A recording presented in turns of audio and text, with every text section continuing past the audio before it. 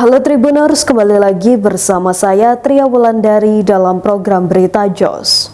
Menteri Pariwisata dan Ekonomi Kreatif Sandiaga Uno mengungkapkan Presiden Joko Widodo mengalami batuk-batuk selama beberapa waktu terakhir akibat buruknya polusi udara di wilayah Jakarta, Bogor, Depok, Tangerang, dan Bekasi.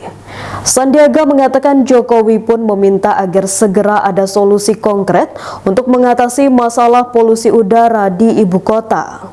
Presiden minta dalam waktu 1 minggu ini ada langkah konkret karena Presiden sendiri sudah batuk hampir 4 minggu dan beliau belum pernah merasakan seperti ini. Hal itu diungkapkan oleh Sandiaga di Kompleks Istana Kepresidenan Jakarta pada Senin 14 Agustus 2023. Dokter menyampaikan kemungkinan ada kontribusi daripada udara yang tidak sehat dan kualitasnya buruk.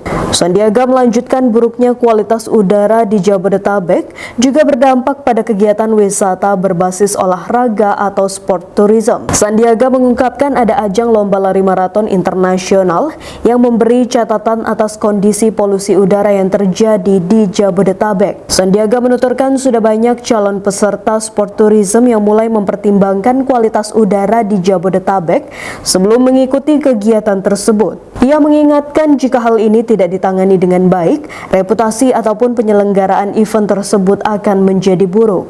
Demikian berita hari ini, sampai jumpa lagi di berita aktual selanjutnya. Salam Tribun.